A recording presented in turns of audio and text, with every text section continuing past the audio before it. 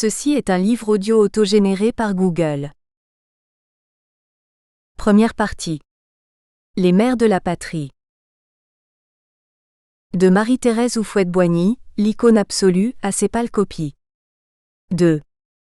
Marie-Thérèse Houphouët-Boigny, la magnifique, ne pouvait se trouver quelque part sans attirer tous les regards. Dans la Côte d'Ivoire d'après les indépendances, elle était le modèle à copier pour tout, sa coiffure, ses somptueuses toilettes, ses manières. Combien de pagnes porte le nom de cette superbe femme qui incarnait la modernité de la Côte d'Ivoire?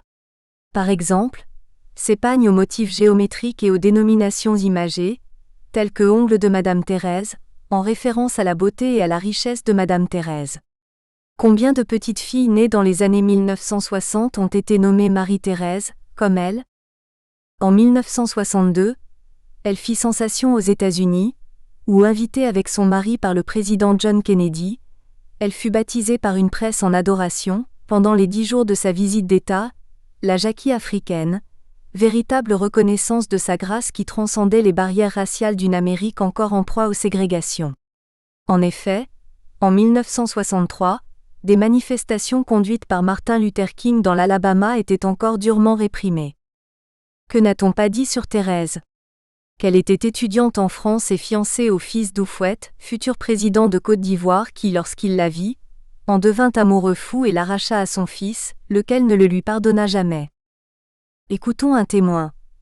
Parmi les 150 premiers boursiers ivoiriens envoyés en France en 1946, se distingue une adolescente, issue d'une famille amie de Houphouët-Boigny, Marie-Thérèse Brou au beau teint clair, grande, élancée et mince, une des plus belles filles de sa génération. 3. Houphouët-Boigny l'épouse en secondes noces en 1952 quand elle a 22 ans, alors que lui-même en compte plus du double. Pour expliquer ce mariage, il confie à un intime: « Pas avant longtemps nous aurons la charge de nos propres affaires.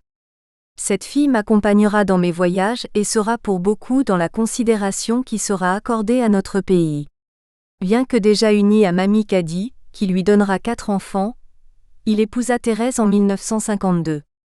Il ne croyait pas si bien dire.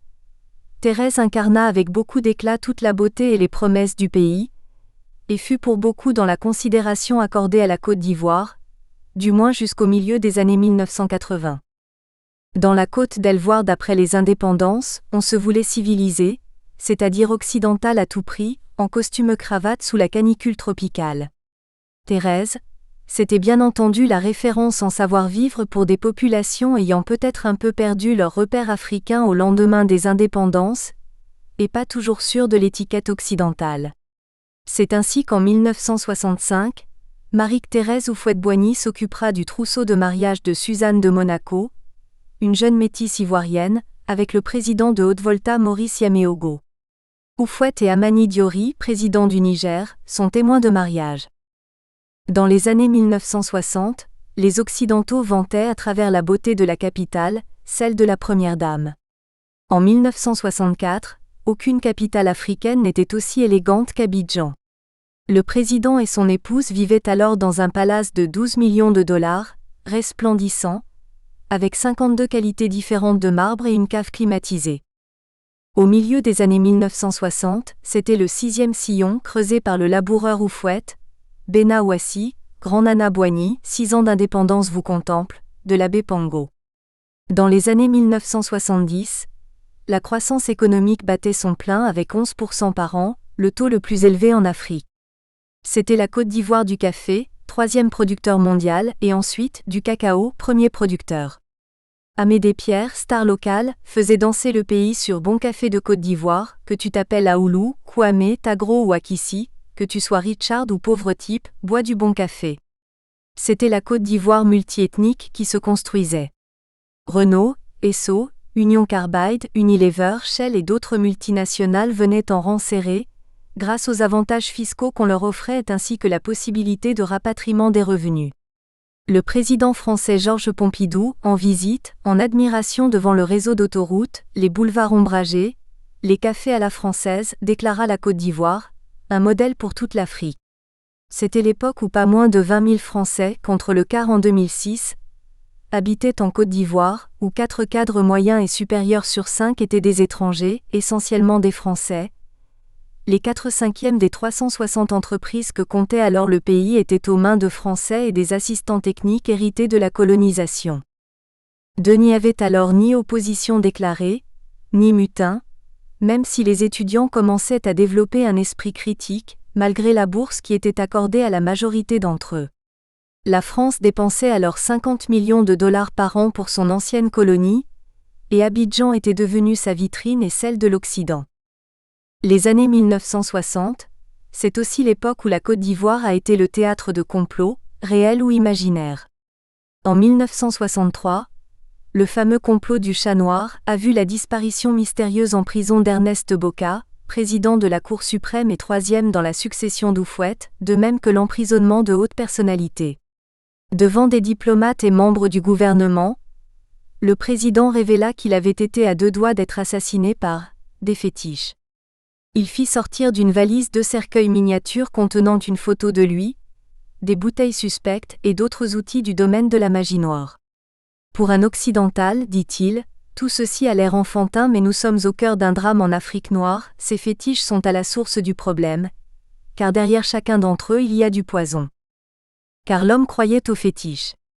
Samba Diarra rapporte également qu'en 1958, pour faire revenir de Rome une Thérèse fugueuse, un ami d'Houphouët, Ladji Sidibé, alla consulter un marabout au Mali, et Thérèse revint. Comme beaucoup d'Africains, Houphouët pratiquait le catholicisme et l'animisme. L'homme adorait le crocodile, animal qu'il considérait comme sacré, qu'il élevait dans son palais de Yamoussoukro et consultait régulièrement. Plusieurs bruits couraient également, sur des sacrifices de malheureux albinos offerts au crocodile du bélier, autre animal fétiche auquel il avait choisi de s'identifier.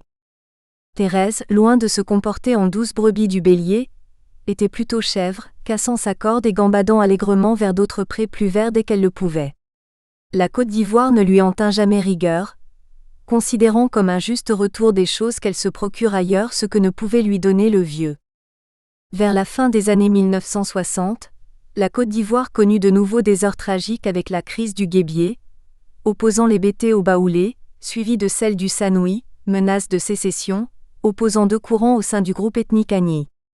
Les sanglantes répressions ordonnées par le pouvoir tranchent avec l'image de bonté et de paternité qu'a voulu laisser le couple présidentiel. Et même si l'on se doute que la première dame ne put pas faire grand-chose contre des violations de droits de l'homme de la part de son cher époux, on peut se sentir déçu qu'elle ne semble pas s'en être émue. En effet, l'image qu'elle laissera au peuple ivoirien est celle d'une belle dame insouciante, avec une impressionnante garde-robe et une interminable cour de parents et amis pas toujours désintéressés. Que dire du rôle joué par Houphouët dans la guerre du Biafra, et plus tard en Angola?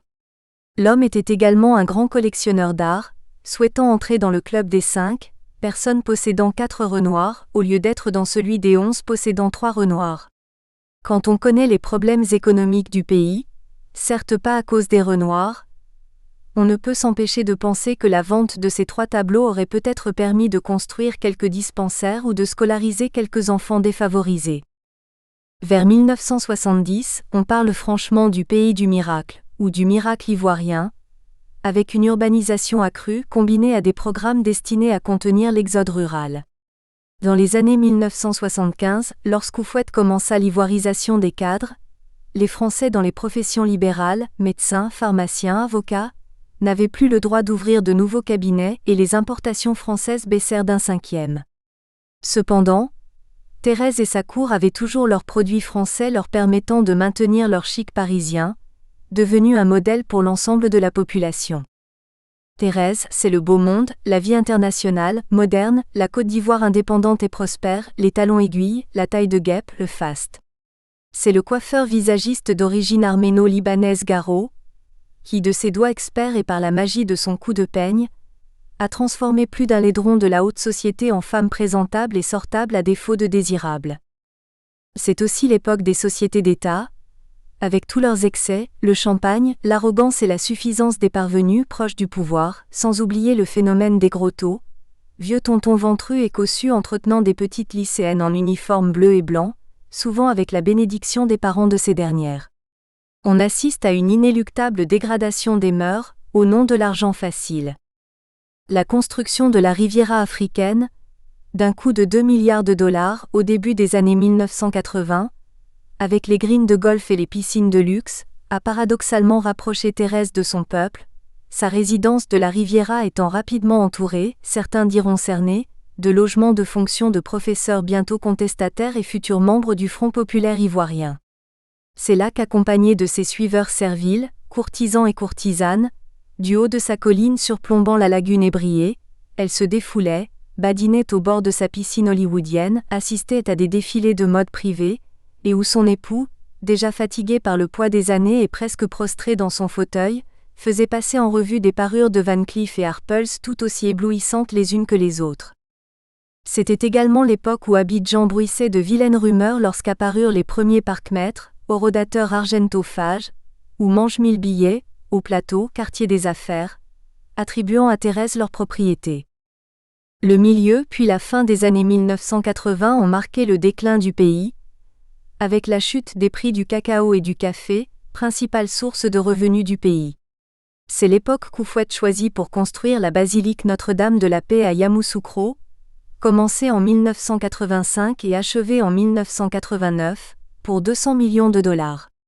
La côte d'Elvoire est alors frappée par la crise économique, et ne connaît plus que la déconfiture des sociétés d'État, la conjoncture, les compressages, les délestages avec coupure d'électricité pouvant durer 10 heures. Les grandes familles qui résistent à la crise se comptent sur les doigts. Les contestations d'étudiants et de professeurs se multiplient. En 1990, le pape Jean-Paul II a consacré la plus grande église du continent africain, ce qui a provoqué bien des critiques, les détracteurs du monument assimilant la bénédiction par le pape à une validation de l'extravagance monumentale d'Houphouët-Boigny, qui persistait à dire que le financement provenait de sa cagnotte personnelle. De style post-Renaissance, la basilique est l'une des plus grandes églises au monde. Bâtie sur 130 hectares, elle a 2 longs bras formés par 128 colonnes doriques, le sol est en granit et marbre. Construite en moins de 4 ans, contre 100 ans pour Saint-Pierre de Rome, par 1500 travailleurs, la basilique ne fait pas l'unanimité. Par exemple, le fait que tous les personnages des vitraux soient blancs à l'exception d'un pèlerin solitaire qui ressemble fortement à Houphouët, est sujet à polémique. Le président voulait faire de la basilique une commémoration de lui-même, et à cette fin, commanda un vitrail le représentant à côté d'une galerie des vitraux représentant Jésus et les apôtres, le dépeignant comme le 13e apôtre. Misogyne, il n'a pas daigné faire une petite place à son épouse sur les fresques, contrairement aux images bibliques où Marie ou Marie-Madeleine, éplorées il est vrai, sont présentes. Comme la basilique Saint-Pierre qui avait été méprisée par les protestants du XVIe siècle comme une scandaleuse extravagance, Notre-Dame de la Paix est critiquée car elle est perçue comme une dépense incongrue dans un pays où le PIB par tête était de 650 $ US. Comme l'indique un Ivoirien, pourquoi construire une église pour Dieu alors qu'il y a tant de chômeurs et de personnes qui meurent presque de faim? Les défenseurs du président diront que la basilique était un symbole pour contrer l'avancée de l'islam vers le sud du pays. À quel prix? C'est l'époque où Thérèse, peut-être aussi à cause de l'âge, la cinquantaine, a transformé aussi son image et devient la maman à temps complet. Fini les robes vaporeuses en organza ou en soie, Thérèse passe au pagne africain qui arrive à la cheville, mais de haute couture, sous les mains expertes du styliste malien de talent aujourd'hui disparu Chris Sédou, dont les splendides vêtements métamorphosent leurs heureuses bénéficiaires en créatures de rêve. Toute la Côte d'Ivoire l'imite et s'habille alors en pagne baoulé, en beau galant, revalorise avec fierté les étoffes locales. Tradition rime avec bonheur avec crise. Il est de bon ton de consommer local. C'est l'époque où Thérèse introduit le concept de charité pour la première fois en Côte d'Ivoire, et peut-être en Afrique de l'Ouest. Déjà appelée Maman Thérèse, elle avait dans le passé préfacé des ouvrages relatifs à la mère et à l'enfant, dont La mère dans l'art baoulé. En 1987, elle créa la Fondation Ndaya International, une organisation charitable pour l'amélioration de la santé, le bien-être et l'éducation des enfants pauvres d'Afrique. Ndaya était connue pour ses dames patronesses richement vêtues, ses opportunistes, ses galas, défilés de mode où se bousculait le tous Abidjan qui se maintenait malgré la crise, ou par les dessins animés Kimbo, le messager de l'espoir, ambassadeur des petits Africains, qui ont donné une certaine notoriété à la Côte d'Ivoire.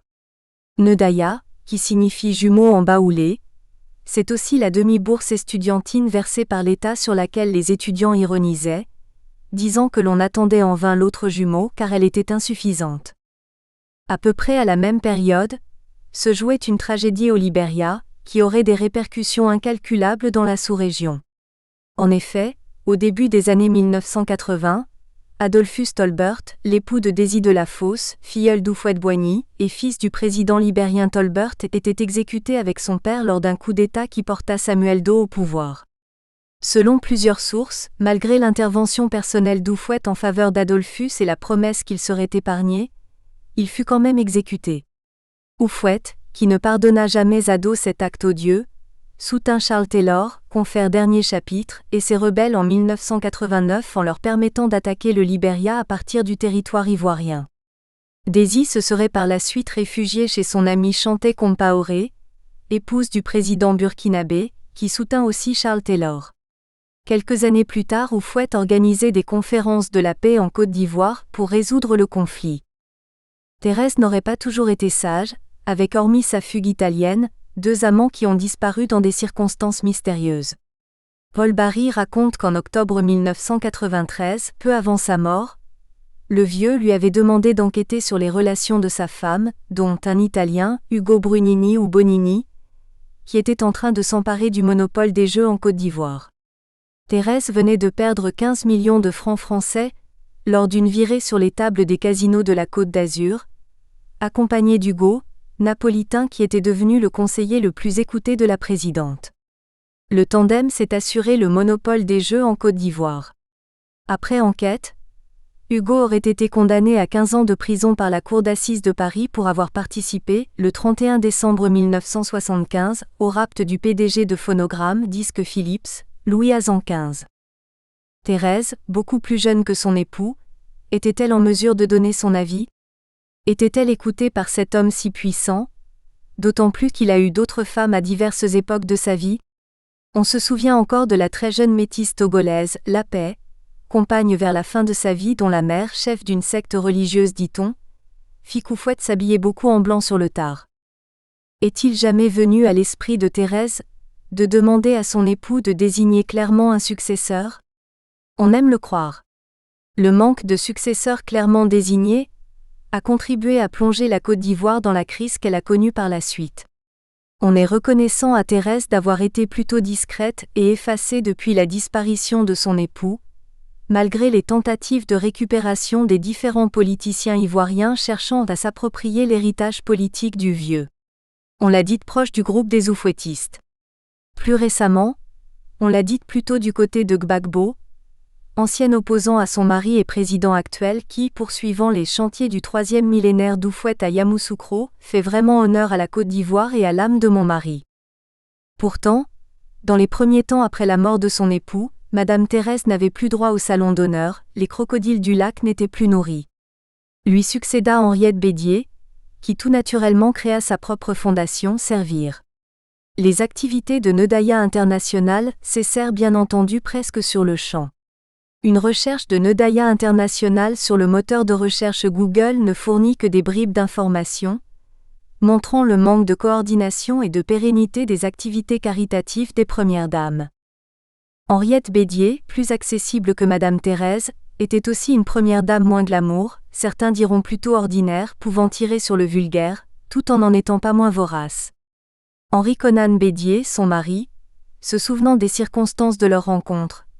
Henriette Beaumont-Coïsan que j'ai donc rencontrée en 1953 avec 15 ans, elle était timide mais jolie comme une biche royale.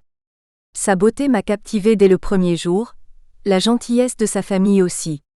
Henriette a fréquenté le collège moderne de jeunes filles de Bingerville, pépinière de l'élite ivoirienne, selon ses propres termes, avant de rejoindre à Poitiers en 1957 son fiancé qu'elle connaissait depuis 1953.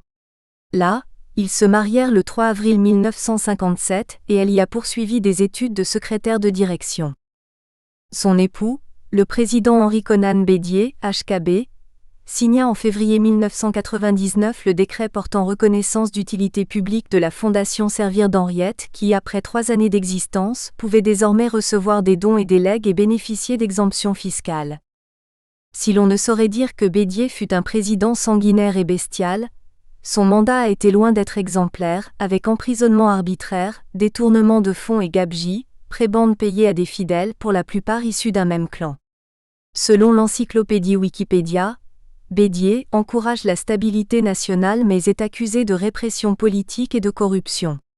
Afin de contrer son opposant Alassane Ouattara, il met en place le concept d'ivoirité, selon lequel une personne est ivoirienne si ses 4 grands-parents sont nés en Côte d'Ivoire. En 1995, il est élu avec 96,44% des suffrages, atteignant presque les scores d'Houphouët, tous les autres candidats sauf Francis Waudier, Parti ivoirien des travailleurs, ayant boycotté l'élection à cause de la réforme du code électoral. Henriette Bédier, dont le teint s'éclaircit au fil des ans et les cheveux deviennent de plus en plus lisses, peut-être sous l'effet de l'âge, c'est Thérèse en moins grand dans tous les sens du terme.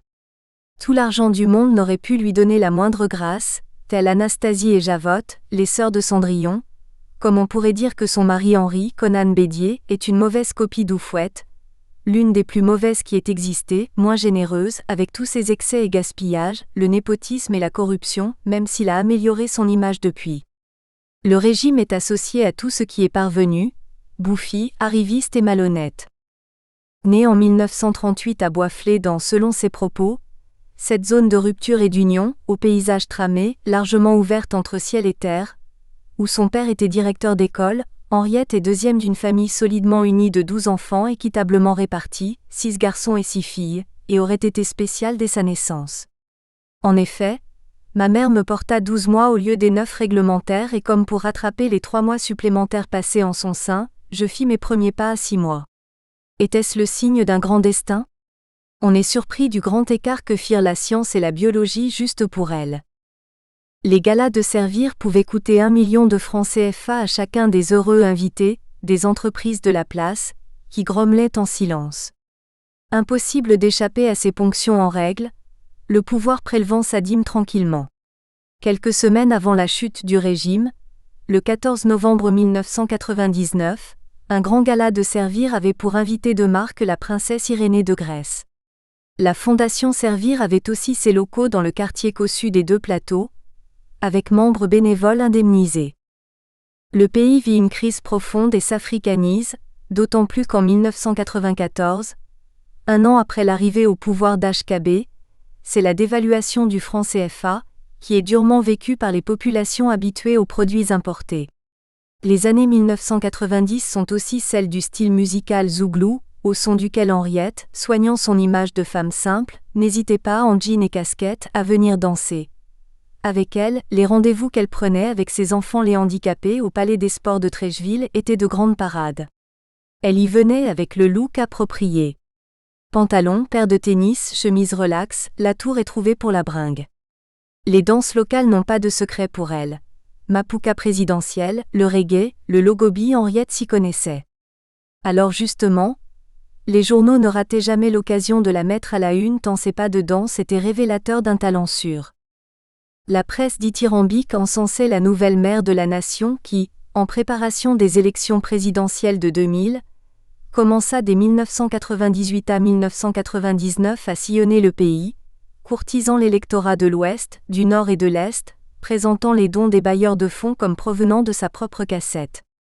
Henriette a régulièrement imposé sa présence au journal télévisé par de longs reportages sur ses tournées à l'intérieur du pays, allant jusqu'au Haut-Sassandra à quelques mois de la chute de son mari, où les habitants en masse, autant à Daloa, Issia ou Gonaté et Boguédia sont venus applaudir la dame au cœur d'or. Par des chants et des danses, par des discours et des cadeaux, les cadres suivis de tous les habitants de la cité des Antilopes se sont mobilisés pour dire ANISRE à la première dame de Côte d'Ivoire. Les multiples scandales, tels l'affaire Roger Nara portant sur le détournement d'1 milliard de francs CFA, le Trésor, les constructions à Koukourandoumi, son village, et d'Aoukro, village de son mari, l'affairisme de sa famille, rien ne semblait entamer les activités d'Henriette. Pensait-elle que tout cela lui était dû ? Ou, comme la plupart de tous ceux qui sont trop loin du peuple, pensait-elle que tout ce qui se racontait sur son époux n'était qu'affabulation dans le but de déstabiliser le pouvoir ? Pour beaucoup, tout cela lui était bien égal.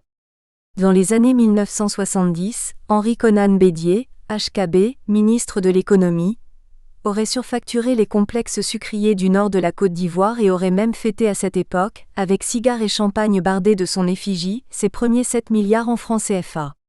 Jamais il n'aurait pu, avec son salaire de ministre, fils d'un pauvre paysan, amasser autant d'argent en si peu de temps.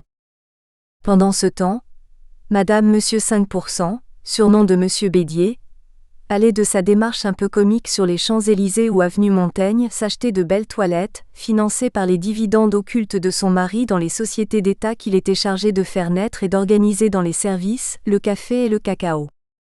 C'est le milieu des années 1970, la Côte d'Ivoire du miracle économique, de la culture à grande échelle de la banane, de l'ananas et de l'EVA qui vient soutenir et renforcer celle du café-cacao dont le pays devient très vite premier producteur mondial. Sur le plan national, les partisans de Bédier disent qu'il a encouragé la création des PM-PMI afin de valoriser les productions locales et de fournir un revenu conséquent aux paysans et agriculteurs ivoiriens. Pour ce faire, il crée la chaîne de distribution DISTRIPAC, dont les magasins PAC, disséminés à travers tout le pays, concurrencent la SCOA chaîne Avion, chaîne française du temps des colonies. Mieux encore, ces magasins sont gérés par de jeunes Ivoiriens ayant reçu une formation ad hoc. Le barrage de Kossou, l'électrification des villages, le bitumage des routes, l'urbanisation, le dynamisme ivoirien. Ses partisans veulent qu'il en soit l'auteur, en omettant de dire que le pays s'endette dangereusement pour financer des programmes de plus en plus ambitieux dont l'impact économique n'est jusqu'à ce jour pas évident. Des complexes sucriers, les populations locales diront qu'elles ont fort peu bénéficié. Les ressortissants du Bafing déclaraient « Il est inutile de rappeler les expériences malheureuses des projets soja et pommes de terre qui ont eu leur gestion uniquement pour assurer le profit des encadreurs au détriment des populations laborieuses. » Par exemple, dans le projet soja, sur 600 exploitants, pas un seul ne réalise un résultat excédentaire. Mieux, nos paysans sont criblés de dettes à la fin de chaque campagne agricole. L'installation du complexe sucrier de Borotou-Kora n'a pas profité aux villages environnants. Il n'a permis d'offrir ni école, ni centre de santé, ni eau potable, ni électricité aux villages de Bontou et de Morifinzo, alors que le complexe sucrier qui est dans le périmètre de ces 10 villages est alimenté en eau courante et en électricité. En juillet 1977, HKB est limogé du gouvernement et l'on perd un peu sa trace. La famille va aux États-Unis, où Bédier travaillera à la Société financière internationale, branche de la Banque mondiale pour le secteur privé. En 1980, c'est le retour. Aux élections politiques de 1980, au cours desquelles la multicandidature fut admise pour la première fois depuis l'indépendance au sein d'un même collège électoral, il est élu député de Daoukro, son fief natal. Puis Bédier devient président de l'Assemblée nationale, gère le budget à sa guise comme si c'était son bien personnel. Mais écoutons Bécontamin et Béloche. Les autorités ivoiriennes cherchaient à faire croire que c'est à la conduite éclairée du président Bédier que l'on devait le retour de la prospérité observé vers 1993 avec la remontée des cours des matières premières. Vers la fin des années 1990, le pays ne pouvait plus assurer le paiement de la dette publique, et la dépendance de l'économie ivoirienne à l'égard du marché international, surtout celui du cacao, devint flagrante. Le marché du cacao s'est retourné dès le début 1999, et l'an 1 de la libéralisation de cette filière stratégique pour l'économie ivoirienne est salué par un effondrement des cours, de 901 livres-tonnes en février 1999 à 545 en décembre. On assista donc à une rapide détérioration de l'environnement local. Parmi les facteurs ayant favorisé cette nouvelle récession, il faut souligner la poursuite et l'accélération tous azimuts des pratiques clientélistes, attestées par un certain nombre de scandales financiers de grande ampleur, notamment sur les fonds européens destinés au secteur de la santé, et par la forte croissance des dépenses hors budget, dont l'encours est passé de 100 milliards fin 1998 à 131 milliards de francs CFA un an plus tard. Ces dépassements traduisent la persistance de logiques rentières qui handicapent lourdement les perspectives d'une relance par l'investissement productif.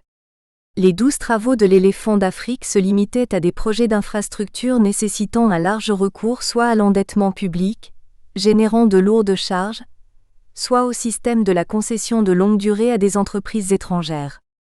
Le redressement durable de la situation financière du pays était donc hypothéqué par la persistance de comportements prédateurs et par une politique de grands projets aux retombées très incertaines pour l'économie nationale. Et Feu Bala Keïta, ancien ministre de la Recherche scientifique, avait aussi raillé « L'éléphant d'Afrique que devait être la Côte d'Ivoire est devenu le margouillat de Daoukro qui grimpe sur tous les murs ». Le 7 décembre 1993, à la mort d'Houphouët-Boigny, Bédié se proclame président de la République, ce qui est confirmé par la Cour suprême le 10 décembre. Le 22 octobre 1995, il est élu président de la République. Lors de ces élections, les talents de supporter d'Henriette éclatent. Elle sillonne le pays en Jean ou en pagne, danse s'il le faut en toute simplicité. Présidente fondatrice de Servir, Henriette s'est rendue à Daloa, communion avec ses frères et sœurs du pays profond. Sur pratiquement 18 km, depuis l'aéroport de Daloa où Madame la Présidente et sa délégation sont arrivées, jusqu'au centre-ville, lieu de la première des manifestations ouvrant ces 2 journées symboles, du monde. Un monde fou. Formant une haie humaine absolument compacte, ces milliers de gens, par cette image, ont réussi sans peine à traduire leur attachement profond à la Première Dame, ainsi que leur adhésion totale à l'œuvre sociale que, continuellement, elle bâtit à travers son association de bienfaisance.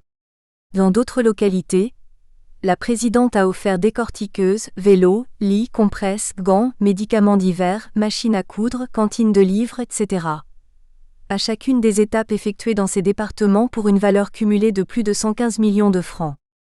Ce genre de visite illustre parfaitement le mélange entre politique et charité, où la frontière se fait floue entre le rôle de la Première Dame en tant que présidente de sa fondation, et celui de la représentante de son époux ou personnalité politique. À Daloa, Servir, avec l'ONG Winrock International, J2B, Jeanne Berthebras Foundation, épouse du maire, et le ministère de l'Éducation nationale et de la formation de base ont procédé à la pose de la première pierre du centre d'hébergement des jeunes filles scolarisées, un ouvrage étalé sur 4400 mètres carrés, conçu par l'architecte César Dilolo et dont la remise des clés était prévue pour le début de L'. En 2000, contrarié par les événements qui survinrent par la suite. Aïssia, après s'être arrêtée en chemin à Boguédia pour faire des dons, Servir, à travers sa présidente, a inauguré le centre de santé. Or, à la même époque, l'Union européenne déplorait le détournement de 180 millions de francs français, versés par Bruxelles pour la santé et la préparation des élections, qui ont disparu entre 1992 et 1997.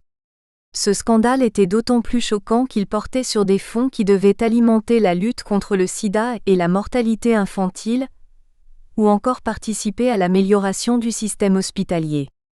Une autre partie des subventions, prévue pour accompagner l'organisation d'élections démocratiques en 1995, a elle aussi mystérieusement disparu. Un rapport confidentiel de l'Inspection générale des finances ivoirienne, remis au ministre de l'économie le 19 novembre 1999, détaille ce pillage des subventions de Bruxelles. Pour effectuer cette enquête, des équipes de contrôleurs ont sillonné la Côte d'Ivoire et visité hôpitaux, dispensaires, orphelinats et pouponnières. Plus de 500 dossiers ont été examinés. Les principaux détournements proviennent de surfacturation de matériel médical. Ainsi, un pèse-bébé d'une valeur de 202 FF est facturé 4 900 francs. Une boîte d'accouchement vendue normalement 500 francs apparaît sur les comptes pour la somme de 4 850 francs. Une boîte à suture à 247 francs revient elle à 6 885 francs. Un tensiomètre à 87 francs est facturé 1 960 francs. Enfin, un stéthoscope évalué à 85 francs est payé 2 885 francs. Au total, ces surfacturations se sont élevées à 4,9 millions de francs. Fondé en 1996, Servir aurait bénéficié de fonds détournés. On est loin des valeurs qu'Henriette dit avoir reçues de sa famille. Fervent croyant et homme à la conscience professionnelle sans limite, mon père nous initie très tôt aux valeurs du travail, du respect de l'autre, d'amitié, de fraternité. Quant à ma mère, elle nous indique la voie du partage. Cette éducation humaniste, fondée sur l'entente et la solidarité familiale, résiste au temps et aux hommes. À la suite d'une plainte de l'Union européenne concernant la surfacturation d'un montant total de 18 milliards de francs CFA, destiné à la santé et à la décentralisation, le gouvernement du général Robert Guéhi, qui devait renverser Bédier en décembre 1999, a délivré en janvier 2000 un mandat d'arrêt international contre Henri Konan Bédier. Henriette avait fait construire des bâtiments somptueux dans son village natal, Kukurandoumi. Une villa, une discothèque, un centre d'apprentissage et un hôtel. Sa famille aurait aussi bénéficié d'avantages considérables lors de la privatisation d'entreprises publiques. Mais Henriette et Henri, malgré le verrouillage de l'appareil de l'État, leurs gens étaient partout dans les ministères et sociétés parapubliques, la presse, muselée à part celle des partis d'opposition FPI et RDR qui faisaient de la résistance, et la corruption, étaient des doux comparés à ce que la Côte d'Ivoire allait connaître sous le régime militaire puis civil de Guéhi puis de Gbagbo. Avec le changement de régime apporté par les militaires de Guéhi, Servir disparut tout naturellement. La procédure engagée par le gouvernement Guéhi contre l'ancien président Konan Bédier, accusé d'avoir détourné 24,8 millions de dollars d'aide médicale européenne vers des banques étrangères, n'a pas abouti. En effet, accuser ne suffit pas, il faut prouver. L'Office fédéral de la police, OFP, a jugé les informations fournies à l'époque par Abidjan insuffisantes. Certaines banques mentionnées dans les rapports envoyés n'existent pas. Un audit des comptes de Konan Bédier n'a révélé l'existence que de 3 à 4 millions de dollars. Du reste, les dirigeants qui en réclamaient la restitution ont depuis été déchus. En 2005 cependant, peut-être par remords, mais sûrement en préparation du retour en politique de son mari, Henriette a offert des médicaments au centre de santé portant son nom de Yopougon-Toit-Rouge, inauguré il y a 10 ans par l'ex-première dame. Ce don, de 2,7 millions de francs CFA, a été effectué par le ministère de la Santé du Dr Albert Mabry-Toikeus sur un coup de fil d'Henriette Bédier. Après le mot de bienvenue du président du comité d'organisation, la jeunesse du PDCI, parti de HKB au pouvoir pendant 40 ans, la génération Bomo, du nom de jeune fille de l'épouse d'Henri Konan Bédier, et la jeunesse Atchan ont été investis. Alors que, dès 1999, le taux de croissance estimé autour de 3,8% se tassait, il était estimé à la baisse pour l'année 2000, certaines prévisions avançant des taux négatifs, entre moins 1% et 1%. C'est là, vers Noël, que Robert Guéhi prit le pouvoir, ce qui lui valut le surnom affectueux de Papa Noël. Venu pour balayer la maison ivoirienne, Robert Guéhi tenta de rester plus longtemps, troquant ses habits militaires pour des costumes civils. Ces hommes torturèrent des putschistes présumés, et ceux qui étaient soupçonnés d'enrichissement illicite. Qui ne se souvient des contrôles arbitraires de corps habillés devenus soudainement tout-puissants, arrêtant qui ils voulaient, arrachant voitures, maisons, femmes, réglant des comptes personnels? Combien d'hommes d'affaires n'ont-ils pas tremblé, lorsque sur simple dénonciation d'un employé mécontent, ils voyaient débarquer dans leur bureau des commandos surexcités, les yeux rougis par des substances illicites, demandant à voir des comptes que de toute façon ils n'étaient pas en mesure de comprendre. Qui peut oublier les matelas de barbelés, dans lesquels une certaine unité dirigée par Boka Yapi enroulait ses victimes avant de les bastonner, le fer déchirant les chairs des malheureux. Robert Guéhi, c'est aussi la répression brutale de révoltes d'étudiants en juin 1991, où des étudiantes ont été violées en toute impunité par des militaires, notamment des éléments des FIRPAC, un corps d'élite qu'il avait créé. En octobre 2000, les Ivoiriens se mordaient les doigts d'avoir acclamé en décembre 1999 le premier putsch depuis l'indépendance. Qui était celle qui, assassinée en 2002 avec son mari, a été enterrée presque dans l'indifférence avec seulement 3 couronnes de fleurs et un petit groupe de proches et politiciens, comble dans un pays où honorer les morts fait partie intégrante de la culture et où les funérailles sont une opportunité d'effacer toutes les rancœurs, d'oublier tous les péchés? La Côte d'Ivoire a-t-elle tant changé? En quelques mois de règne, aucune première dame n'a été autant haie que feu Rose Doudou Guéhi, accusée d'être le mauvais génie de son général de mari, le poussant à tous les excès que le pays a connus pendant cette période noire de répression, lui dictant sa conduite et rabrouant ses collègues de la junte militaire qui dirigeait le pays. Membre du cabinet politique du président Robert Guéhi, Rose entendait bien jouer son rôle et se faire entendre. Déjà en 1980, Robert Guéhi avait affecté à son épouse, en campagne pour des élections municipales, des véhicules des sapeurs-pompiers dont il était le patron, ce qui lui avait valu la sanction d'être nommé commandant de la 4e région militaire à Corogo, dans le nord du pays.